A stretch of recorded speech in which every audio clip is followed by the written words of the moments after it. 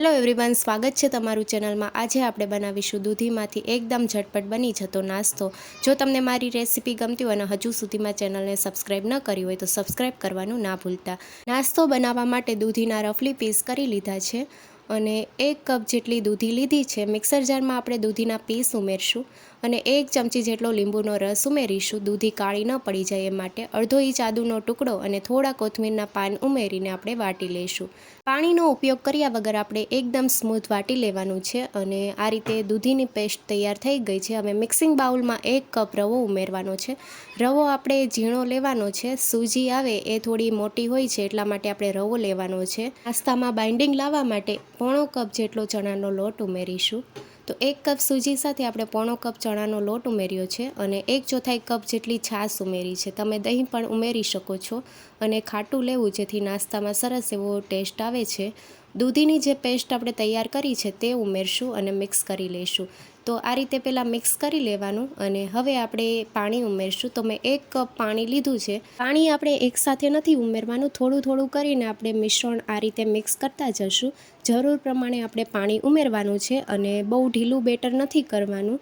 તો આ રીતે તમે જોઈ શકો છો, થોડું પાણી ઉમેર્યું છે અને મિક્સ કરી લીધું છે। જરૂર લાગે તો થોડું પાણી ઉમેરશું। બેટર આપણે ચમચીમાંથી પડે એ રીતનું હોવું જરૂરી છે।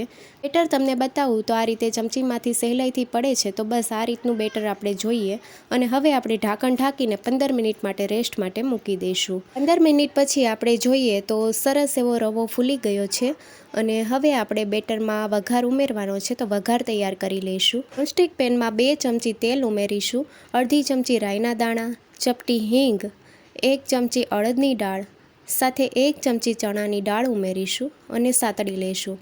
તો દાળને આપણે ગોલ્ડન બ્રાઉન કલરની થાય ત્યાં સુધી સાતળી લઈશું। ગેસની ફ્લેમ મીડિયમ રાખવાની છે અને દાળ ગોલ્ડન બ્રાઉન કલરની થાય ત્યાં સુધી આપણે સાતળી લઈશું। તો આ રીતે દાળ ઉમેરવાથી નાસ્તામાં સરસ એવો ક્રન્ચી ટેસ્ટ આવે છે। દાળ સતળાઈ ગઈ છે અને હવે આપણે 1 લીલા મરચાંને ઝીણું કાપીને ઉમેરશું, સાથે 2 નાની સાઇઝની ડુંગળીને ઝીણી કાપીને ઉમેરશું અને હવે ડુંગળી અને મરચાંને આપણે સાતળી લઈશું। તો ઓવરકુક ડુંગળીને નથી કરવાની, આપણે થોડી વાર માટે સાતળવાની છે, હલકો કલર ચેન્જ થાય ત્યાં સુધી સાતળી લઈશું। તો બધી જ વસ્તુ સરસ એવી સતળાઈ ગઈ છે। હવે ગેસની ફ્લેમ બંધ કરી દઈશું અને વઘારને આપણે બેટરમાં ઉમેરી દઈશું। બેટરમાં હવે સ્વાદ પ્રમાણે મીઠું ઉમેરીશું, સાથે 1 ચમચી ચીલી ફ્લેક્સ લીધા છે। તમારે જો સ્કીપ કરવા હોય તો તમે સ્કીપ પણ કરી શકો છો। સાથે અડધી ચમચી ગરમ મસાલા પાવડર, થોડા કોથમીરના પાન ઉમેરીશું। તમે શેકેલા જીરાનો પાવડર પણ ઉમેરી શકો છો અને બધી જ વસ્તુ બેટરમાં મિક્સ કરી લઈશું। વઘારને બેટરમાં મિક્સ કરી લીધો છે અને બેટર અત્યારે થોડું થીક છે, તો બેટરને આપણે થોડું પતલું કરી લઈશું। બેટરમાં 3 થી 4 ચમચી જેટલું પાણી ઉમેરશું અને મિક્સ કરી લઈશું। તો બેટર આપણે ચમચીમાંથી પડે એ રીતનું હોવું જોઈએ। બેટરની કન્સિસ્ટન્સી તમે જોઈ શકો છો, ચમચીમાંથી પડે એ રીતની હોવી જોઈએ। હવે નાસ્તાને એકદમ ફૂલેલો બનાવવા માટે 1 ચમચી ઈનો ફ્રૂટ સોલ્ટ ઉમેર્યો છે। ઈનોને એક્ટિવેટ કરવા માટે 1 ચમચી પાણી ઉમેરીને મિક્સ કરી લઈશું। તો સરસ રીતે આપણે મિક્સ કરી લઈશું અને તમે જોઈ શકો છો ઈનો ઉમેર્યો એટલે બેટર આપણું સરસ એવું ફૂલી ગયું છે।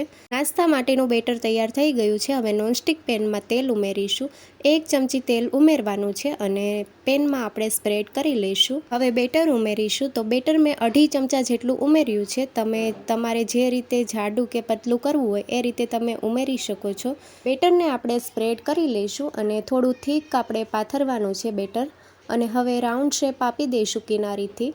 ગોલ્ડન બ્રાઉન કલરનું થાય ત્યાં સુધી આપણે થવા દઈશું। ઢાંકણ ઢાંકીને 6 થી 7 મિનિટ માટે કૂક કરી લઈશું। 6 મિનિટ થઈ ગઈ છે। હવે ઢાંકણ ખોલીને નાસ્તાને આપણે પલટાવી લઈશું અને બંને સાઈડથી ગોલ્ડન બ્રાઉન કલર આવે ત્યાં સુધી થવા દઈશું। તો તમે જોઈ શકો છો સરસ એવો કલર આવ્યો છે અને હવે ઢાંકણ ઢાંકી દઈશું અને બીજી સાઈડથી પણ સરસ એવો કલર આવે ત્યાં સુધી થવા દઈશું।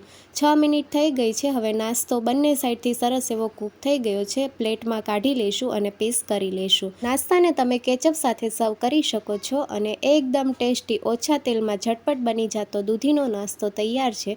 જો તમને રેસીપી ગમી હોય તો ચેનલને લાઇક, શેર અને સબસ્ક્રાઈબ કરો। Thank you for watching.